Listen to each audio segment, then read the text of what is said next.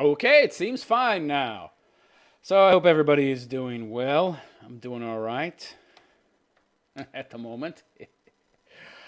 So I wanted to start off this show by talking about an issue that I've discussed to some degree in the past, and that is the disconnection that is occurring between human beings.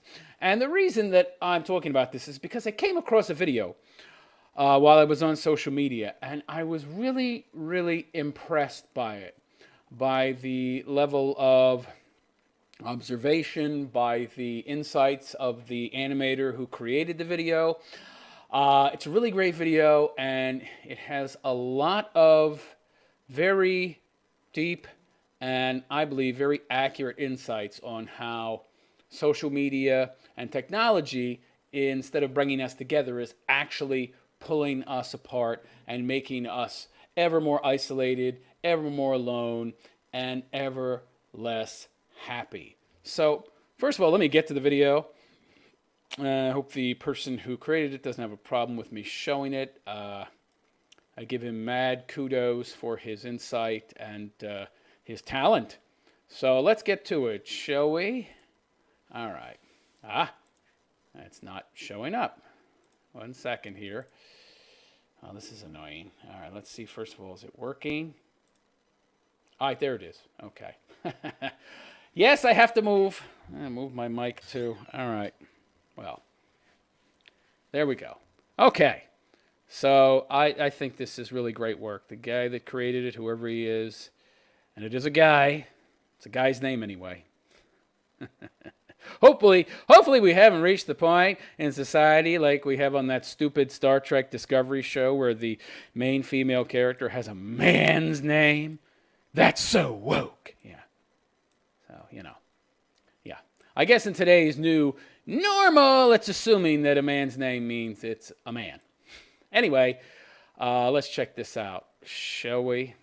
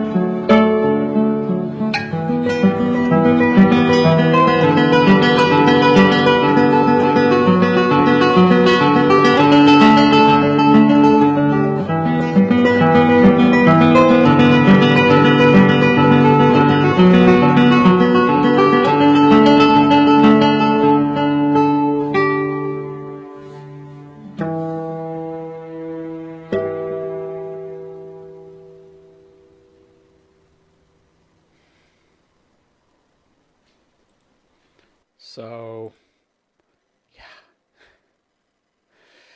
You might be at a loss for words too. Yeah, so.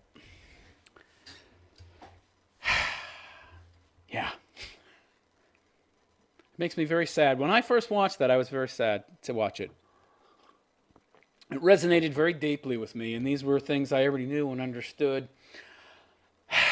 And but it just made it that much more poignant for this guy to just nail it, everything in that very short animated movie, whatever you want to call it. I mean, wow. A very talented guy, very insightful. Notice how everything was black and white except that which was coming out of the phones, out of the social media. The new reality itself had flipped. Now, the social media space, the internet, the that which is really doesn't exist outside of your iPad, your iPhone, your computer, that's the new objective reality. And reality has become, well, that place that you go to escape from reality. Reality isn't reality anymore. You see, reality is just this, that's the new place of abstractions, the new place that is essentially not real anymore.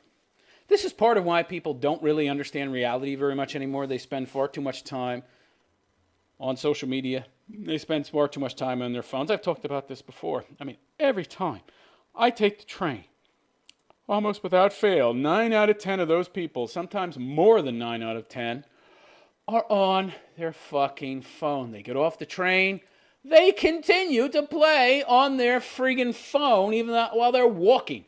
I'm trying to walk down the steps and there's some broad in front of me on a phone. Hey, sweetheart, aren't you afraid of falling down the steps? No. I'm not in the here and now, right? I'm in another place, another time. I'm detached from reality. I am not living in the moment. I am not living in the real world. And that's most people. That is most people. They've become detached. They've become distracted. They've become people who don't really care what's going on in reality. And it's stolen the joy from their life. That one picture I liked, it was very, very illustrative of the problem. The girl, she slid her face into the social media picture that she took a shot of, and it was color. And she was smiling, and then she moved the phone away, and you saw her real face again. Social media is an escape from reality, but it has also become the new reality, the new normal for people. And they've taken, you see, they don't stop living in that reality once they leave it. They take it with them back into the real world. And then they apply all these memes and tropes and abstractions that apply in the electronic realm, their new reality, and try to apply them to objective reality. They don't get that don't work. One is the real world, one is not.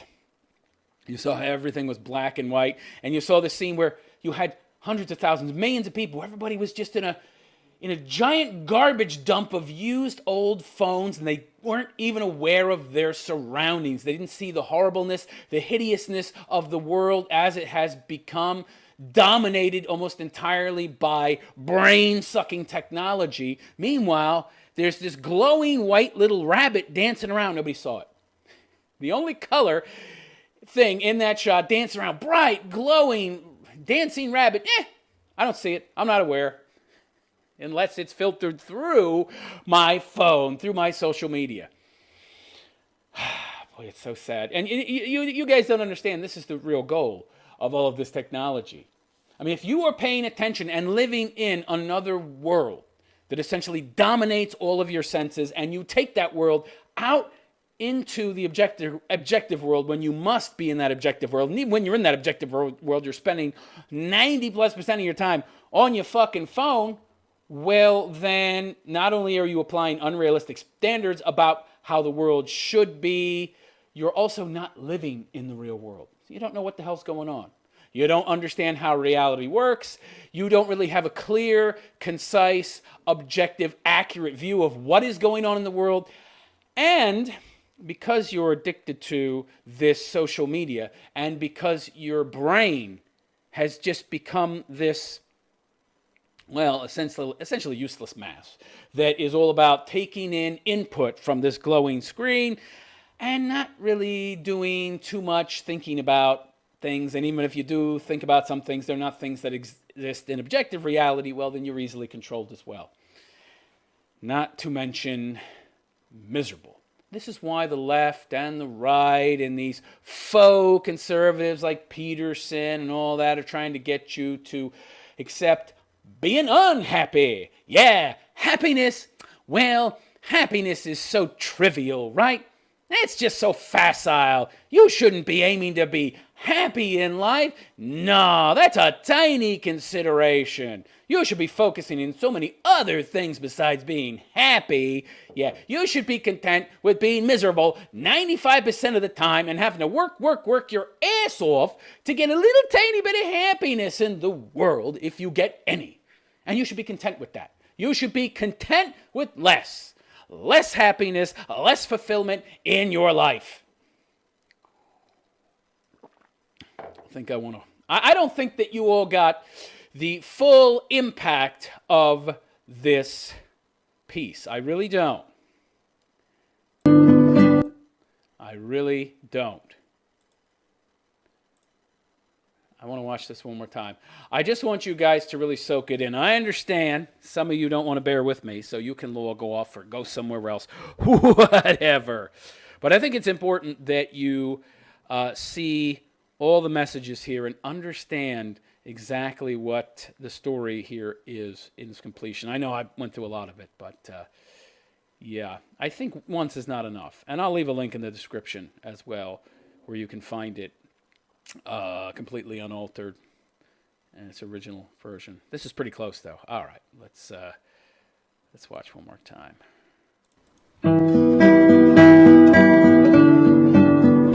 So you saw them going down into the manhole, right? Into the sewer, just disappearing, disposable people. Everybody becoming alike, everybody becoming the same, everybody becoming disposable. Right down into the sewers you go. Now this kid is the only person who can see that's left. Except for that baby at the end that hadn't been corrupted by all of this.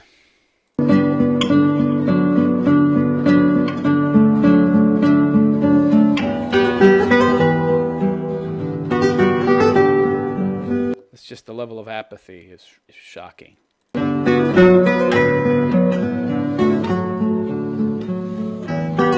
Nobody cares about reality anymore. Nobody cares about reality anymore. I care.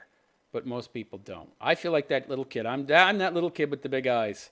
I see everything the way it really is, and it saddens me.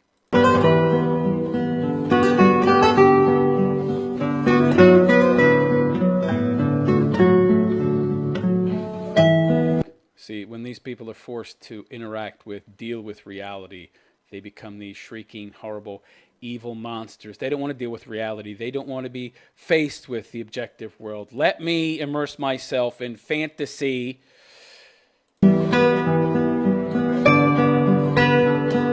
Everybody's a dead-eyed fish.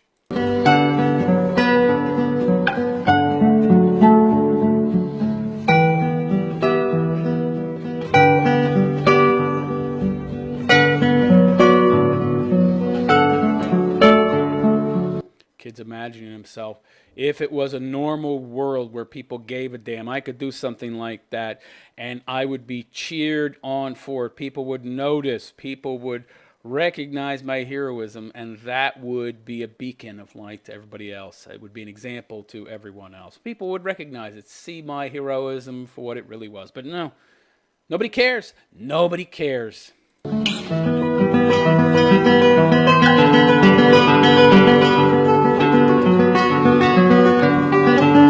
Become so numb to the real world. There's a beautiful, cute little dog. Pet it, show it some affection. No, somebody just kicks the dog. Get out of my way. People don't care about reality anymore. See how all of the jail cells were shaped like phones? This technology is a prison. This social media is a prison. It's not freeing you, it's imprisoning you. Look at that. Nobody sees it. A wasteland of technology, and they don't care. Their objective surroundings are disgusting, horrible trash. Doesn't matter.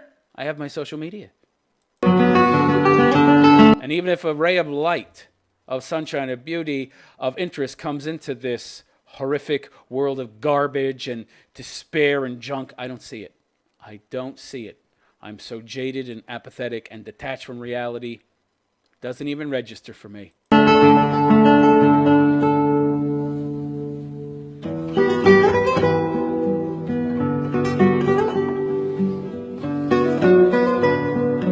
Relationships have become nothing more than a swipe left or right.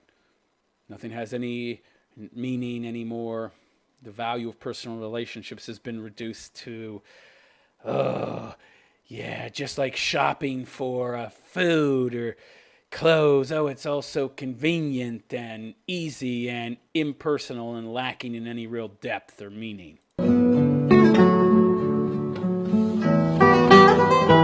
See me. Pay attention to me. Trying to get people's attention. Nobody will wake up. He's the only person in this whole world of objective reality. He's aware. He's not locked into that little device. He cannot get one of these people to notice him, acknowledge the real world.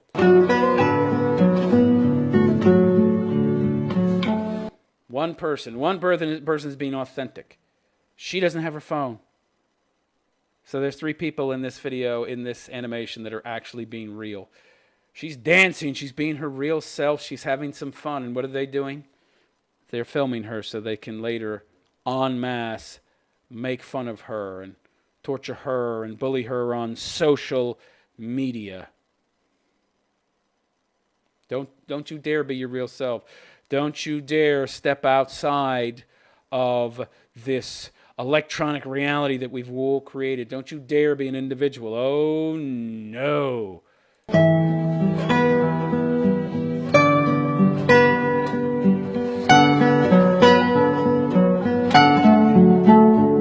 You're different. You're not being like the rest of us. You are embracing who you are and being different. Can't have that.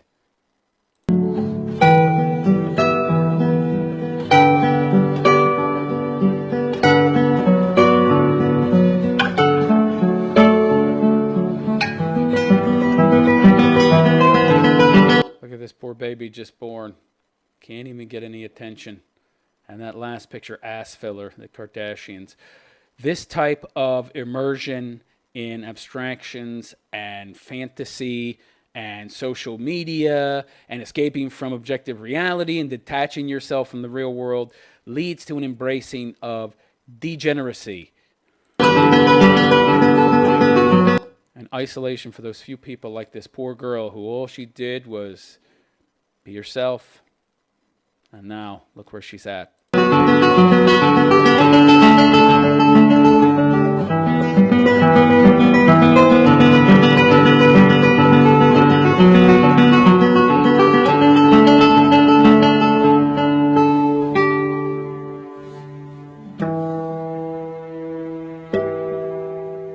only person who's seen reality as it really is this poor kid.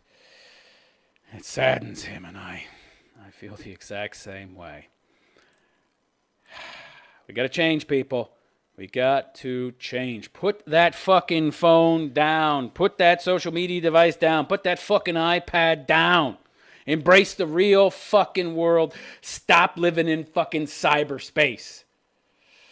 Embrace your humanity. Embrace the side of yourself that's extroverted and wants to be around other people, wants to be in the real world, in the now, and not in some non-existent place that doesn't exist and is sucking away your soul and distracting you from the real world. They want you distracted while they play their little games and take away your power and your agency and your ability to choose and to have the life that you want to have.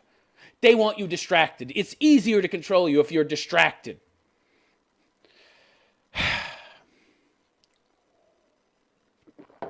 All right, so I think I've said enough about that. Let me move on. All right, got a few stories here I also would like to discuss. Probably won't be able to get to all of them.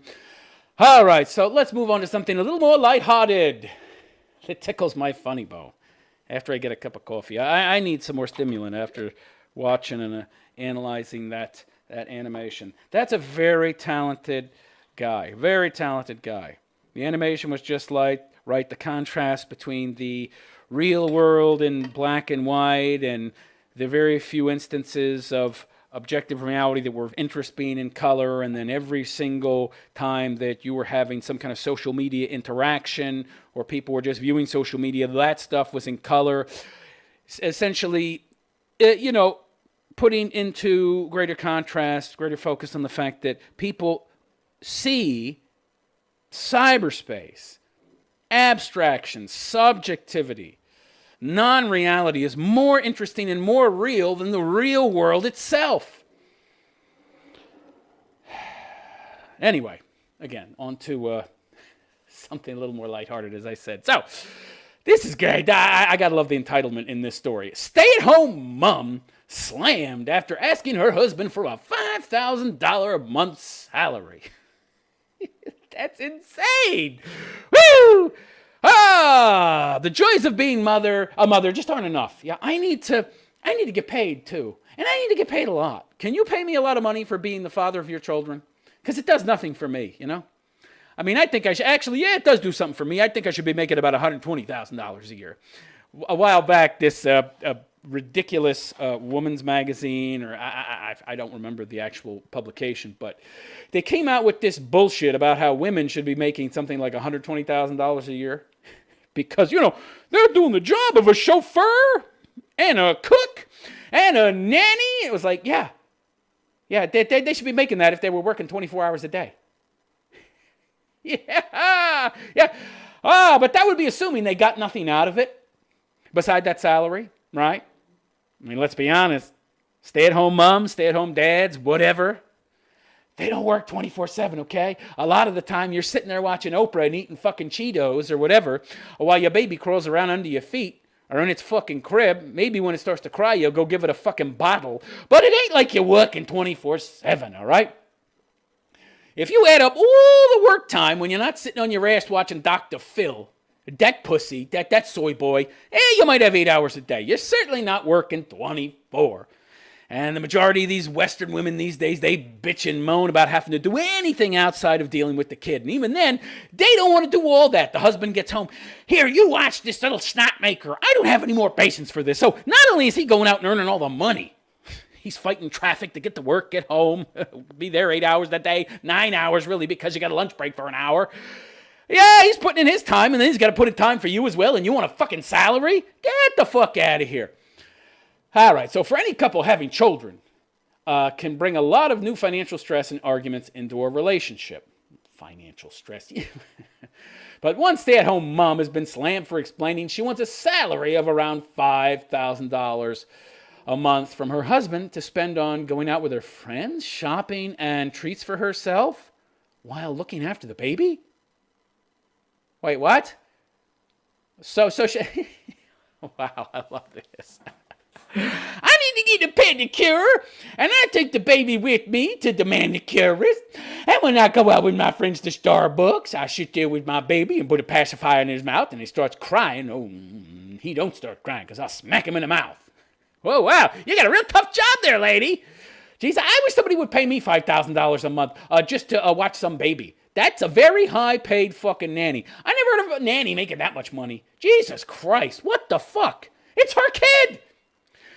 Pay me to do a job that I entered into voluntarily that doesn't get paid. It's like going to get a job as a fucking intern and then saying, I know I agreed to take this job as an intern, which means unpaid position, but I changed my mind. I want to do a bait and switch, and I now want to be paid. I want to now be paid a salary. What the fuck? I tell you to kiss my ass, bitch. Of course, her hubby's such a pussy. This is pathetic. The anonymous woman explained that she's been a stay-at-home spouse and mother for 3 years, but since their 1-year-old came along, it's been harder for her. What are there, 2 kids now? This is the second kid? Stay-at-home mother for 3 years, but since their 1-year-old came along, it's been harder for her. Oh, stay-at-home spouse. I see. Sorry, I misread that. I thought it said stay-at-home mom. But I missed the word spouse and just read mother in my head. I don't know why. Okay, so I missed that. So, that's a real hard job. Stay-at-home spouse, what the hell is that? That's not a job. That's not hard. What are you doing? What are you doing all day? You sound entitled, so I thought you did much of anything except stayed there and polished his knob when he wanted it polished. And I bet you didn't even do that. Entitled cunt.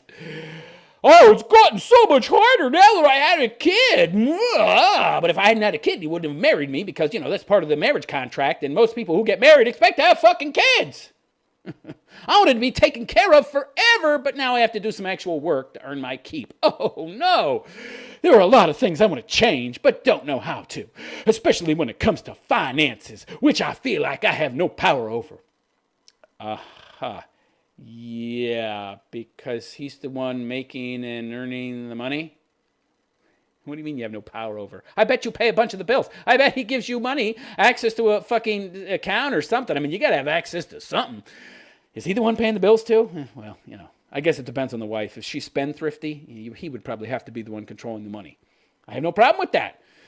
If you're spending money like a drunken fucking sailor, what do you expect? My husband earns good money, but he's very frugal about non-essential spending. You see, there's the key word. Non-essential. And that's why he makes good money, you dummy. Because he's frugal and he's not a fucking moron and he doesn't blow his money. He's very prudent with his money. I'm not, though. But I want more control over the finances anyway. I see. Non-essential. So it's not essential, but you want it anyway. Because he wants to be financially independent at an early age. So he wants you to have a better life. He doesn't want you to spend all your fucking money, all his money, on handbags and little fucking tchotchkes that are going to fucking collect dust and other crap. He wants to invest the money and essentially be able to retire early with you and your kids and spend more time with you. I would think he would want that. Nah, I just want my money. I don't care if he has to work until he's 85 and drops dead of a fucking heart attack. Or whatever. Nah, so long as I get mine. I see. I see where you're coming from, sweetheart. The mom admitted she's a bit looser with money. A bit. Yeah, he's got control of the money. And he doesn't even give her access to, it doesn't seem like he even gives her access to the checking or savings account to pay bills. I would bet she's way more than a bit looser. Because she likes eating out, going out with friends, going shopping. You know why people do those things? They do those things to find meaning in their life. Hello, dopey broad. Look down at the little fucking, what is it? She's got one of those little fucking things you carry, like the baby carry, right? It's like you're carrying on a basket. It's got the two little handles that come together. It's like you're carrying around a basket of fucking apples, except that you're a baby. I don't want to be inconvenienced with this stroller. It'd be more comfortable for the baby, but it would just slow me down too much. You've got a baby, you dumb bitch. What more meaning do you need in your life than that? You're having kids. These people who value things and material possessions over relationships and their own kids make me sick. The couple have now started to fight over money anytime she wants to spend over $150, which her husband believes requires a conversation. Oh my God. So the problem isn't even that she wants to spend money, but she has to get it okayed by him. Yeah. He's very frugal.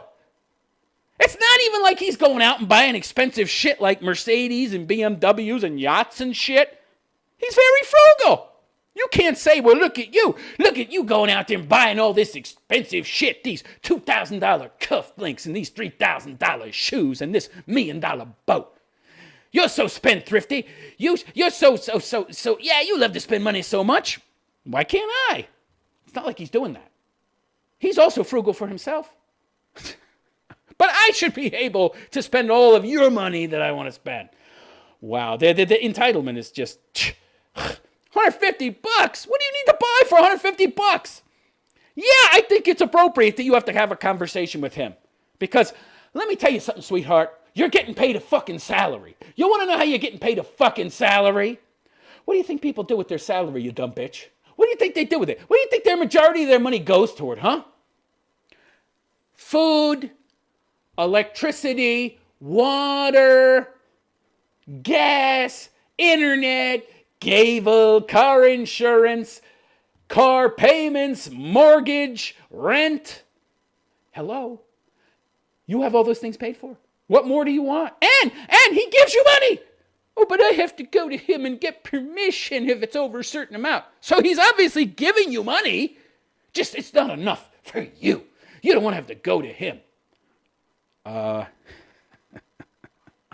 don't know what to say. Ay.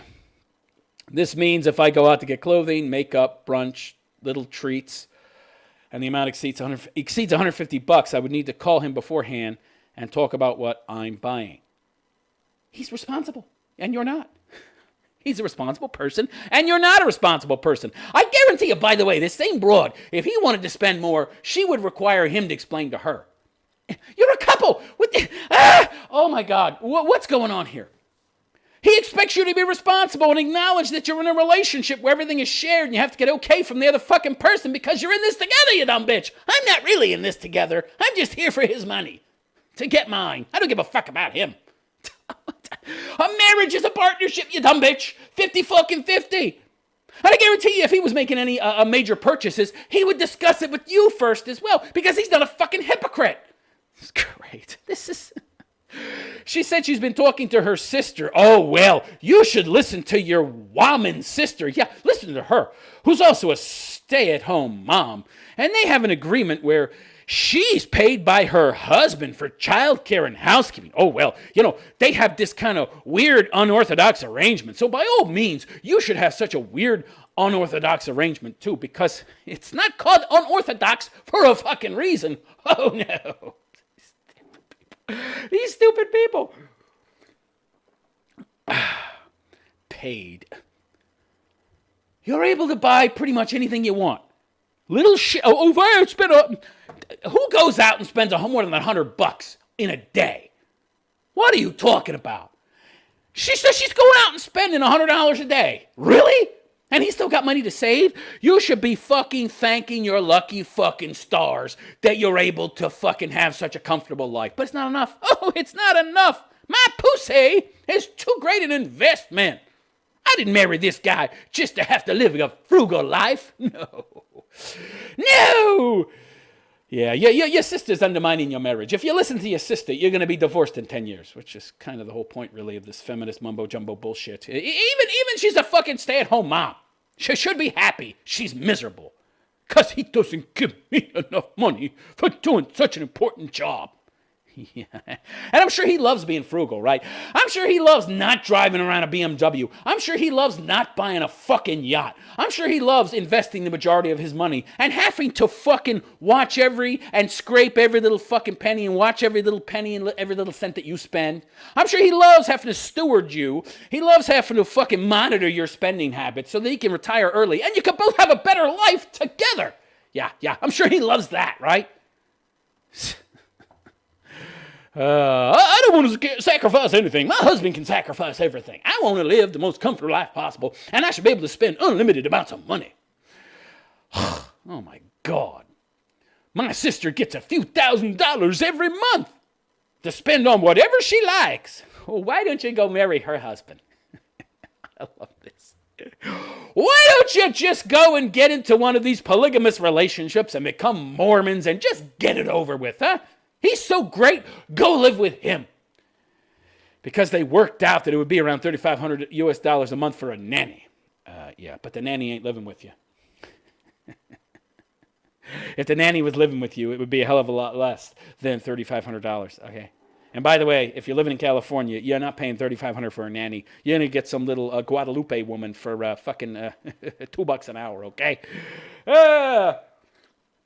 Which is, by the way, why all these elite leftists are such in favor of all this illegal immigration. They get all their staff, their maids and shit, and their nannies for real cheap. You're going to work for $2 an hour. I'm going to turn you into ice. So, yeah, it's a bit cheaper where we live, so I wouldn't be asking as much. You just said you want $5,000 a month. That's more than $3,500. But would I be the a-hole to suggest a similar arrangement with my husband? Yeah! Yeah, you would. You're an asshole just to even be fucking talking about this. You entitled cunt. I just don't get it. Women have the ability to have kids, which just injects their life with meaning, or it should. It's ready-made meaning. I don't really have to do any self-exploration. I don't really have to have this high level of self-knowledge and self-awareness.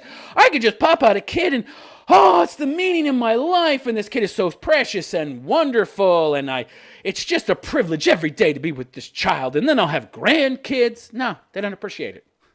I need to be paid. Yeah. So I don't need to go groveling for money every time I want to buy myself something non-essential. There's that word again, non-essential. What are you buying non-essential stuff for in the first place? Anyway, the post started a lot of conversation, and plenty of commenters let the woman know she sounded entitled. You think? And agreed that she was an asshole in the situation. One Redditor wrote, "You want a salary for taking care of your own child? That's ridiculous. Sounds like a bored, single, stay-at-home mom who wants to spend money on herself because she can. You spend $900 a month on yourself. That's a lot of freaking money. And sounds like he has you on a leash for a reason because you'd spend every cent you could." Yeah. So again, you don't get into relationships and get married and have a husband or a wife just so you can fucking vampirically suck all their money away so that you have no future, okay? And then you're having to live off your fucking Social Security, which isn't that much in America, by the way. I remember my grandparents were living on Social Security, and it wasn't enough. My fucking grandfather at the age of fucking 80 was going to some bank part-time and working as a security guard. Yeah. I'm amazed that place didn't get robbed. He could move at about 1 mile an hour. He had one speed, very fucking slow. Smoked 4 packs of fucking Camels a day. Non-filtered. If anybody came into that bank wanting to rob it, oh my God, his heart would probably explode from the shock and fear. He was in such horrid health. Yeah, I mean, Jesus Christ. And there was a maximum he could work before they would cut the Social Security. And the Social Security is even less because if you're married, they reduce it. So, yeah. So he's frugal, he's prudent, he's a smart guy, and you want to destroy all that because, well, it's not enough. And by the way, he gives you what you want. He's giving you the money. You're just having to have a conversation with him. Again, it's a partnership. You're wanting to make a purchase, and let me get this straight. So it's his money. You want to go buy something with his money, and your argument is that, well, I'm not getting paid for my job. In a sense, neither is he, because he's so fucking frugal. He's the one working to earn the money, and you want to spend more than he is.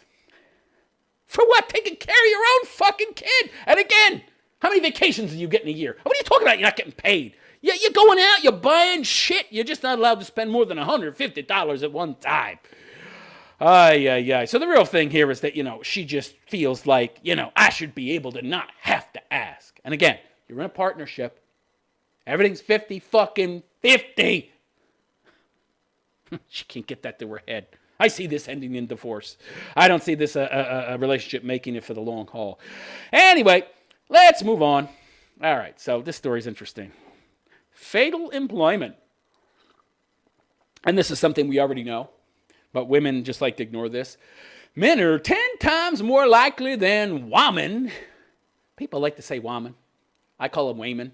To be killed at work. And if you're in the military, by the way, it's way more than that, man. Way more. More like almost 50 times higher. Because women in the military, they don't really get put into dangerous situations very often. Boy, yeah, that female oppression, you ladies, whoo, yeah. You're not the cannon fodder, but boy, you're oppressed. Yeah, you got an easy job. You'll almost never put yourself at risk, even if you join the military. But wow, you're oppressed. Yeah, you're like second-class citizens. Men are getting their heads blown off, having to storm Iwo Jima, having to storm the beaches of Normandy. Meanwhile, the ladies are back in America. What was that broad? The Riveter? Yeah, she's got the fucking arm showing her muscles. Yeah. Sandy the Riveter, or some fucking name, I forget. Some woman name, some wayman name. Yeah. Oh, that's so oppressive. I'm having to work in a factory while my man is out there getting his head blown off. I'm so oppressed. Woe is me. So commercial fishing remains America's most deadly occupation. Yeah, you've seen that show. What was it? Deadliest Catch? This went downhill. I haven't watched that thing in years. The U.S. Bureau of Labor Statistics releases its annual census of fatal occupational injuries on December 18th, with the data likely being surprising to some people. Only those who are not red-pilled and aware of the real world and how it works. Looking at 139 separate occupations and discrete industries, they didn't look at the military, by the way. An obvious pattern quickly emerges. The safest workplaces are indoors, and the safest occupations frequently require education beyond high school. Yeah. The most deadly occupations, on the other hand, are outside and often involve operating equipment. Makes sense? This largely drives the huge difference in workplace fatalities. It also drives the huge difference, well, not that huge really, it's not as big a gap as it should be, in the wage disparity. Earnings disparity. There's no wage gap. It's an earnings gap. And this is why men earn more, you dumb bitches. You want to earn as much? Go work jobs as dangerous as a man. And then tell me if there's a fucking earnings gap. Dopey broads. So this drives the huge difference in workplace fatalities between men and women, with 4,761 men dying on the job in 2017 compared to... Oh, this number is rich! 386 women. Three numbers. 386 women died in 2017 on the job. Oh my God! Compared to 4,761 men. Well, that's more than 10 times. I mean, I can do math pretty good. That's good enough. That's more like 11 times. No, 12. Holy, more like 12, 13 times. What the fuck? The fatality rate for men was about 10 times. That's more than 10 times. Times that of women? Oh my God. 5.7 per 100,000 versus 0.6 for women. But I thought you were oppressed. I thought the oppressed classes were the ones that were down there in the fucking coal mines swinging pickaxes and manually removing the fucking coal and working the most dangerous jobs and being cannon fodder when there was a war. What is this bullshit? You're oppressed. Go fuck yourself, ladies. Fuck you. Oppressed my ass. Working with computers in hospitals, in businesses, and finance, as well as teaching. Teaching, yeah. Doesn't pay very well, ladies, but you love that job, don't you? You love the fact that there's 7% of you teaching and like 13% men. But you don't complain. Where's the equality? It should be 50-50. Should be 50% women, 50% men. No, we don't care about equality. What it benefits us? What it benefits us to be the majority, right? Yeah, we don't care if the industry is overwhelmingly women. We only care if it's overwhelmingly men. Then we need to get in there, unless, of course, it's dangerous. Then we don't want the job. And then we bitch and moan about not making as much, but risk drives up salary. Dummies. Oh, boy. So, with fatality rates per hours worked about 1/10 of the national average in these easy jobs. On the other side of the ledger, the four most dangerous occupations were in commercial fishing, logging, tree falls on your fucking head, that'll do it, aircraft pilots, and roofers, roofing. Regarding pilots and flight engineers, I was just imagining some dude falling off a roof. Regarding pilots and flight engineers, 59 died at work in 2017. Got sucked into the engine probably. Oy vey. That's a horrible way to go. That noted, air travel is far safer than other modes of transportation. Most of these unfortunate deaths involve smaller aircraft, such as helicopters. Some dummy jumping up and down while the blades are spinning. Don't want to jump too high when that's going on. Rather than large commercial airliners. Thankfully for our first responders, police and sheriff patrol officers didn't make the top 20. Yeah, people think police officers, that's one of the most dangerous jobs. It's really not. The Bureau of Labor Statistics cites 95 deaths in uniform for a rate of 12.9 workplace deaths for 100,000, placing law enforcement as the 25th most dangerous occupation in 2017. Firefighters, on the other hand, suffered 34 fatalities in 2017 for a fatal workplace injury rate that was the closest to the overall national average of any of the 135 occupations or industries that we surveyed. Many first responder fatalities happen in connection with responding to the scene. Being in a moving vehicle is risky. Well, yeah. Bartenders and other employees working in drinking establishments come in 27th. Fuck me. Bartenders don't make enough money. It's about as dangerous as being a cop, and you get paid peanuts. No wonder AOC wanted a new job as a congresswoman. Showing that stupid stuff tends to happen around large amounts of alcohol. The oil and gas extraction industry, once known for danger, saw a death rate of 8 per 100,000, placing that industry as the 43rd most dangerous out of 139 occupations or industries. Still, this fatality rate is a little more than double the national average. Occupational fatality rates at the state level reflect the occupations in that state. Alaska, for example, has a fatality workplace rate of 10.2 per 100,000. North Dakota, 10.1 per 100,000, had the highest workplace fatality rates in 2017. Fishing, logging, agriculture remain dangerous fields, yet essential if we want to eat and have shelter. See, these are the essentials, baby.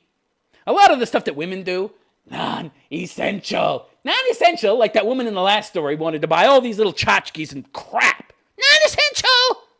But I have no meaning in my life, even though I have a kid. But I have no meaning, because I'm a narcissistic cunt, and I really can't see the value in people. Only something that services me, and is for me. Me. The safest states in 2017 were New Hampshire, New Jersey, and Rhode Island. As the construction trades, especially roofing, are relatively dangerous, the low rates of occupational fatalities in these states are likely due to the low level of new home construction. Yeah. Occupational death rates by race and ethnicity reflect career choices as well as demographic concentrations. Okay. We owe much more of what we take for granted in our high standard of living to people willing to work in harsh and dangerous environments. Not people. Men! Men, bitches! You can have your little fucking handbags and, oh, look at this hand cream. A Wayman created it. She jerked off 27,000 guys to get the sperm that went in this face cream. Woohoo! Yeah. But the essential shit is done by men, bitches. And that's why they make more than you. And you don't like it? Well, you're free. You're free to go get on a fucking fishing boat and catch that crab that you love to eat so much that this broad is probably complaining about she doesn't get enough of. You don't pay me enough to be a mother. I can't buy crab. You could, but then you wouldn't be able to buy those fucking shoes and other useless shit that gives meaning to your meaningless life, which could be a wonderful, fulfilling life if you saw the value in your fucking kid and your wonderful husband. Ay. I mean, I'm going to move on. Shit annoys me. God. All right, this next story is funny. So, anybody out there ever heard of Vivica Fox? Vivica A. Fox, excuse me. You better say all my initials, bitch. I'm a Wayman that respects myself, and I won't let anybody disrespect me by not using all three of my names.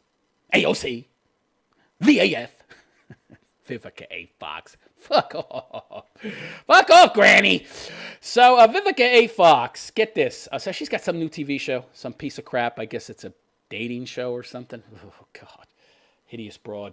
Admits she used to put sex first, but now she's looking for a good partner. In candid chat on Face the Truth TV show. You need to face the truth, Vivica. The truth that you need to face is you're a big, fat, ugly, old broad. That's the truth you need to face. I'm sorry, but if I'm wrong, tell me where I'm wrong, okay? You're gigantic. You're huge.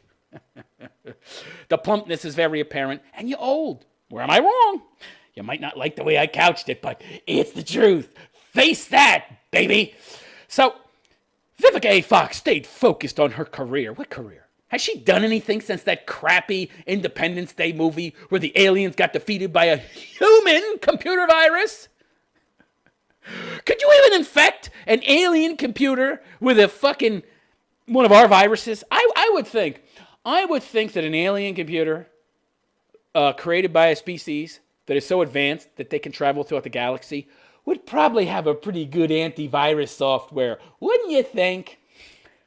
No, they're all drones. They're not hacking each other's computers. No. Yeah, no viruses, no computer viruses in their world. Okay, yeah. How do you even know that their computer technology is based on a binary like ours? Anyway, I thought that was so stupid. They put a satellite dish on one of these alien ships and flew up there, and they're infected. What a bunch of crap. That's the last thing she was in that was even remotely big. What was that, 21 years ago? 22 years ago? Recently, they made a sequel that was crap. Total crap. They couldn't even get Will Smith in it. He's like, I'm not interested. You don't have enough money for me. Meanwhile, he's making that terrible. What was that fucking Karate Kid remake that was horrible? He had his son that was like 2 years old running around. I'm the new Karate Kid. He's like 4'6". Jackie Chan is playing Mr. Miyagi, right? That was a horrible movie. Oh, what a piece of crap. Yeah, he'll do that, but not a sequel to Independence Day. Okay. Yeah, so that was the last real job she had that I know of. She wasn't that good looking even then. What was she? She played a stripper mom in it, dating Will Smith's character. Even then, she had a big, fat, cellulite-ridden cottage cheese ass. Can you imagine what she looks like now? Well, you're not going to have to. I'm going to show you. So, yeah, she stayed focused on her career, which spans across decades of work on TV and film, if you say so. But Vivica A. Fox said her latest... This is so funny. She's had such a pathetic loser career. I mean, it's not like she's Marlon Brando or something. What has she done that's of any value? Nothing. Meanwhile, no kids, no man, no husband, no kids, no grandkids. But I had a mediocre career, and I was in Independence Day in 1990 something. I'm so old I can't fucking remember the date. It was so long ago. But Vivica A. Fox said her latest venture is finding a good partner during an honest chat on Tuesday with her co-stars on Face the Truth. Oh, boy. This is all we need, right? Another fucking View knockoff. A bunch of old, fat, out-of-touch broads giving their take on reality like they know what that is even. Oh, boy. So the 50-54, she's around my age. What the hell, lady? You're just now thinking about getting around to starting a long-term serious relationship? I got news for you, sweetheart. Long-term isn't in your fucking cards. You're 54. How long-term could it be? Old actress, 54, told the all-female panel that she used to put a focus on sex, oh boy, before really getting to know someone. But yeah, that's brilliant. I wonder why you haven't found a long-term partner and had a real successful relationship in your 54 years. It's a mystery. It's a mystery. I meet a guy. I don't get to know anything about him. I just bang his bones if he's got a six-pack. If he's got a six-pack and some nice tattoos. Yeah. This is textbook woman. Oh, boy. But now she wants to connect with like-minded individuals for a real relationship.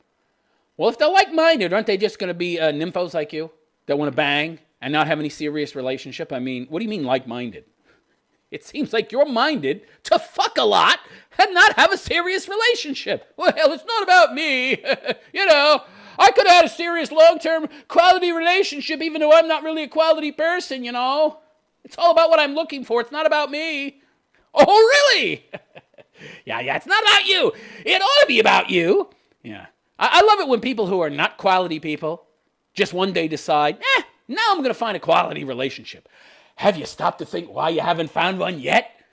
Because you're not a quality person. You have nothing to offer in a quality relationship. And, of course, now she's deciding to find a long-term life partner for a quality relationship because her ass is touching her fucking shin bone and her breasts are dragging along her gut. She's got to wear the wonder of all fucking wonder bras to hold them big fucking cannonballs up. Oh, boy, and she's probably wearing a girdle, too. Yeah, isn't it amazing? Isn't it amazing how these kind of just epiphanies come to people when they no longer have anything to offer on the sexual marketplace that men want? Suddenly, I'm ready for a serious relationship. Yeah, well, you're 54, sweetheart. You're 54 years old. You can be as ready as you want. Nobody's buying, okay? It's like walking into a grocery store and you've got two stands of fruit. You got one stand, beautiful, lovely, fresh melons And then you got another stand that's all rotting. And it's on sale. It's all rotten fruit. Come get your rotten fruit. Quarter price. I'm not buying that. If I eat that, I'll die. She's this big pile of rotting fruit. And she's not even wanting a discount. She's like, oh, no. I don't want a quarter. I want full price. I'm so deluded. I think I'm still 30.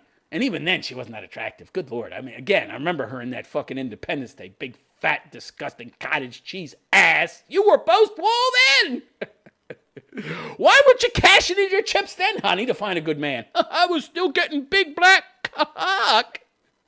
I couldn't be bothered. I was delusional. I thought that the party would last forever. Yeah, well, it didn't, did it, sweetheart? Now you're a big pile of rotten melons nobody wants to buy, and you're still trying to charge full price. Vivica was previously married to singer Christopher 6ix9ine Harvest from December 98 until their divorce in 2002. Good God, she's old. Old! The Crypt Keeper's got nothing on you, sweetheart. I want a man that when I see him, he gives me butterflies. Didn't you say you were... Oh, yeah, because physical chemistry for a broad that's 54-year-old. And by the way, I would be amazed if a 54-year-old broad could have any chemistry. I mean, can she still get moist down there? I mean, I bet the inside of that poon is like a dry, old, 400-year-old parchment. It's just going to, at any moment, if you touch it, going to break apart and turn to dust. You know, I want a man to give me butterflies. But, I'm old, and I'm post-menopause. It takes a lot more to give me butterflies, so he's got to be real hot. Uh-huh. How old are you again? But I'm looking for quality, but he's got to give me butterflies. Yeah. See what I mean? These broads are so unrealistic. So he has to give me butterflies, and every time his number pops up on my phone, I want to get excited to see him. Before, I used to put sex before getting to know a person, and trust me, I'm single. So, what are you implying? That you now want to put what before sex? I mean, you're talking about getting butterflies and getting excited, both of which are the kind of things that, like, I don't know, a teenager would say. This is what I mean. These broads, she's 54, but she sounds like a 13-year-old. I want to have butterflies and be excited. The 54-year-old actress told the all-female panel that she now wants to connect with someone. Yeah, I bet you do, honey. I bet you do. At your age? Her 2003 relationship with Curtis Jackson, a.k.a. 50 Cent. Six-pack, built guy, tattoos, rapper, bad boy. Yeah, that didn't last long. Was short-lived in love, but the pair spent more than a decade battling back and forth in a war of words, although only having dated for less than a year. Wow. So this reciprocal back and forth, and she kept it going, bad-mouthing him, insulting him. Boy, she sounds like a real jewel. Better snatch her up, gentlemen. She won't be single long. There's some simp fool out there that'll snatch her up, right? Yeah, some nasty, evil, hateful broad that keeps a feud going with some guy for a decade who she dated for 6 months. Oh, wow, she's a keeper. Yeah. Oh, boy. Woo, boy. All right, let's take a look at this this jewel in the rough. Yeah, oh, boy. Wait till you see this. It's great. Oh, my God. There's no waist. She has no waist. Wow. Boy, she's fat. Look at her face. I mean, a broad is fat. I mean, what about that Tess Holliday, right? I mean, at least her face is thin. Maybe she got the fucking fat sucked out of her face. I don't know. She's got this big, gigantic fucking blowfish body. She's hideous. Hideous body. But it doesn't seem to spread to her face too much. This broad's face is bloated. And she's postmenopause, so this isn't from her period, okay? She can no longer have kids. I don't think she's had any kids. I swallowed the feminist Kool-Aid. Kids are a burden. So if I did have a kid, you need to pay me a salary. Woo! Yeah, man. Hey, guys, she's single. Do you want her? You only have to make 10 figures, have a six-pack, be hot, make her feel butterflies, get her excited when you call her, treat her like a fucking princess, and put up with all her bullshit. And then she's 54 and fat. Oh, man. Yeah. What a deal. Yeah. So, she's putting the past behind her now. Well, it's behind her. There's a lot of past behind this broad, for sure. And is focusing on manifesting her future. What the fuck does that mean, manifesting her future? I don't know what that means. What is that? What is this sophistry? Manifesting her future. I don't know what that means. Is this like self-actualization bullshit? I mean, are we talking about, she imagined something and then it'll come true? That's fairy tales. That's magic. She's not even living in reality. I'm going to manifest my future. I imagine that there's a big pile of money over there so big I could sleep on it like in fucking Breaking Bad. And when Bill Burr and the big fat black guy laid on the big pile of money that was in Walter White's storage unit. I'm manifesting my future. Nope, didn't work. Something that comes naturally to the hard-working actress. What do you mean hard-working actress? What has she done? Has she done anything in the past 25 years? She goes on to say, so now I'm taking the time to get to know someone that loves to travel. A rich guy that has money and he'll fly her around on a private jet. Oh, that's going to happen, honey. Loves sports. Well, you certainly don't love sports. The last time you ran, well, I was probably a young man. That loves to have fun. I don't know what that means. Loves to have fun. Meaning doing whatever she likes doing, right? Which is probably stuff that costs a lot of money. Enjoys life. I know you enjoy eating. And has his own money. No mimbos. I don't want any men who will sponge off me because I need to be able to sponge off them. I love it. She rose to success in a challenging industry and boasts a lengthy resume working with the best in the business. What business? Who's the best she's worked with? Will Smith from Fresh Prince of Bel-Air and his untalented kids? I need someone that's going to make me laugh. Yeah, I imagine that when you look in the mirror and see how fat you've gotten, I imagine you need a lot of laughs, honey, to make yourself feel better. And the no kids, and the no husband, and the no grandkids, yeah, I can imagine. You need a good chuckle a lot. I need someone that's going to make me smile. Oh, my God. The entitlement. When you have a woman tell you what she needs you to make her do, to make her life better, run. Run fast, run hard, run with vigor. Ignore the muscle pain. Ignore the lactose building up in your muscles. Keep running. This bitch is going to chase you if you have any quality as a man. You need to outrun her. I need to make you smile. Why don't you fuck off? I need to make you. Really? Yeah, entitled. A six-pack and a smile used to get me every time. Boy, oh boy, I'm glad I avoided you when I was younger. I'm glad I never ran into you, honey. She told the audience during a segment focused on love, which she knows absolutely nothing about.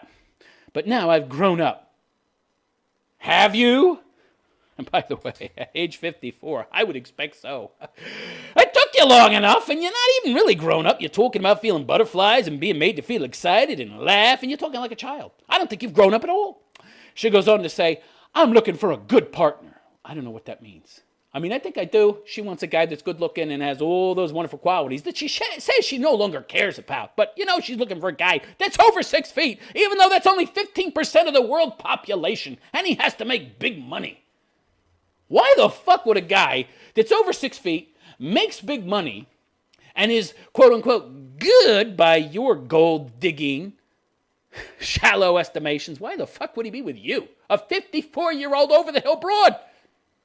If I were that guy, I'd be dating 20-year-olds. Michael Jackson and Diana Ross, she goes on to say, are my biggest inspiration for why I choose chose to get into show business, she said.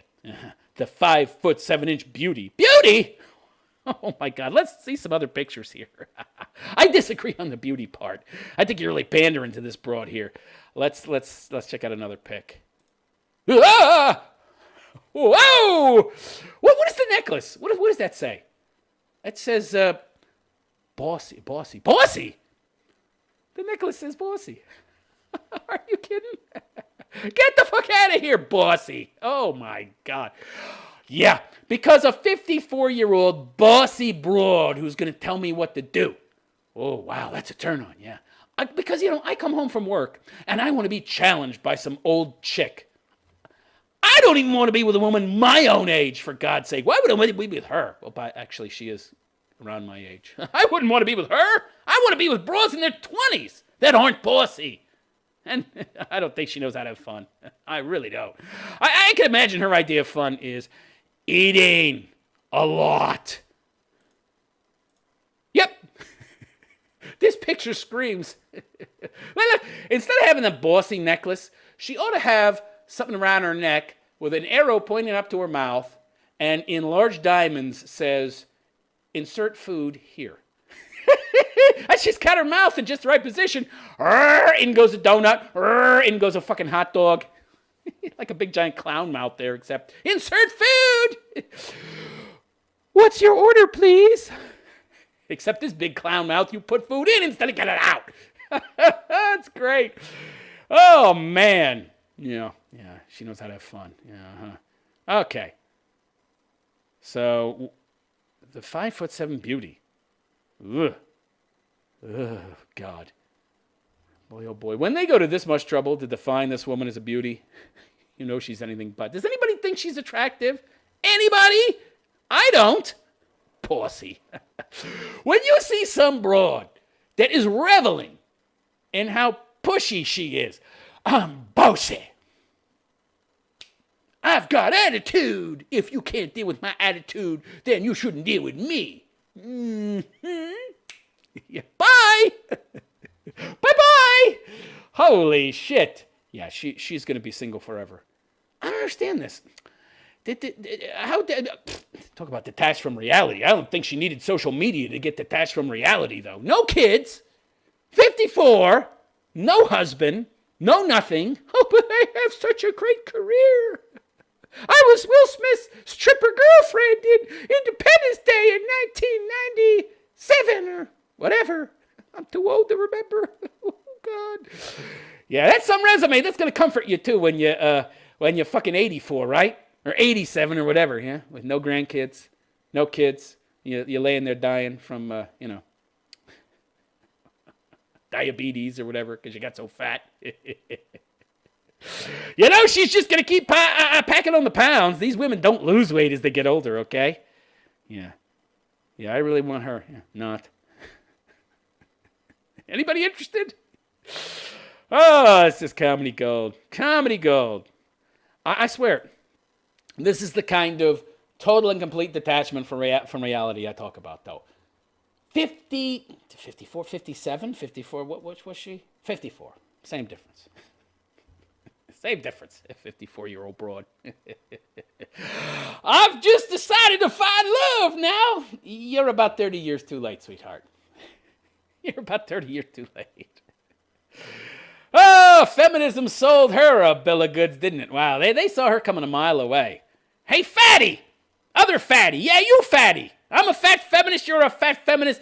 There's a good-looking chick coming down the road. Well, maybe she was moderately good-looking 30 years ago. Yeah, let's ruin her life. You got it, fatty. Let's turn her into a miserable fatty, too. Who's never had kids and will never get married. Let's make her as miserable as us. Yeah. Woohoo! I firmly believe that's a large part of what feminists want. They want everybody else to be as miserable as they are. Sharing my misery. Men were not interested in me when I was younger because I was fat and ugly. Fat, ugly, or both. Now I want to ruin the lives of every good-looking woman out there. Yes. Yeah, Feminism ruins lives, men and women's alike, but it does a lot more harm to the women because men are much more independent, both in their thought and in how they live their lives. So, ladies, you adopt feminism, you are going to have a miserable life. And this Vivica A. Fox, who at age 54 is just now deciding to find herself a good man. Good luck, honey. Good luck. So let me know what you think in the comments section, and please like and subscribe to my channel. Also consider following me on SoundCloud, where you can listen to, well, you can't see, but you can listen to the audio of all my episodes. I always keep a SoundCloud account open just in case anything happened to my YouTube channel. Also consider watching me on DLive. It's a relatively new platform, at least compared to YouTube, where it's 100% free, no censorship, and you can say whatever you want. This live stream goes there as well. You'll find that link in the description as well. You'll also find all my social media. I'm on Instagram, I'm on Facebook, I'm on Twitter, I'm on Gab, so try to follow me on all of those. Whenever I post new content, I always put an update on Twitter and Facebook. And also I'm very active on Facebook and Twitter, responding to a lot of leftist nut jobs. So, you need a good laugh. You could tune into one of those and see what I'm saying to the wackos. And if you'd like to support my channel, visit therealistphilosopher.com, click on the donate button, or just type therealistphilosopher.com/donate. As you can see, I'm very honest. This draws a lot of ire, and I could really use your guys' help. I'd like to expand my content. And of course, that's not free. So if any of you out there appreciate my content enough to donate, please visit my website and do so. There's links for that in the donation page. And that's it. I will see you again tomorrow. Same time, same channel. I am the Realist Philosopher, and I wish you a good day.